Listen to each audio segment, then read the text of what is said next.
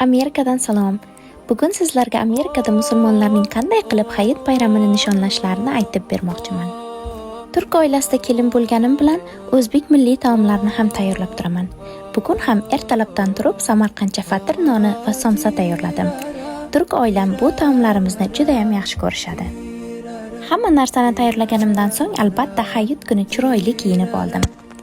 Har hayitda butun oila yig'ilib bayram nonushtasini birga o'tkazamiz. Bu bizning urf-odatlarimizni davom ettirish va oilaviy birdamlikni mustahkamlash uchun ajoyib imkoniyatdir. Turklarda juda ajoyib an'ana bor. Hayitlik bermasdan oldin qo'llarini o'pib peshonaga tekkizishadi. Bu katta hurmat belgisi. Qizim bilan dadasidan boshlab bobo, buvisidan ham qo'llarini o'pib hayitlik oldik. Endi bu hayitlik pullarimizni shoppingda sarflab bayram kayfiyatini yanada oshiramiz. Amerikada yashasak-da bu yerda kuchli musulmon jamoasi yashaydi va bu davlat din erkinligini hurmat qiladi. Menga Amerikaning eng yoqadigan tomoni sizning diniy qarashlaringizga hech qachon qarshi chiqishmaydi, balki ko'p diniy bayramlarni nishonlash uchun ko'p sharoitlar yaratishadi. Bu farzandlarimizning Amerikada ulg'aysa ham kuchli diniy e'tiqodi bilan o'sishi uchun juda muhim.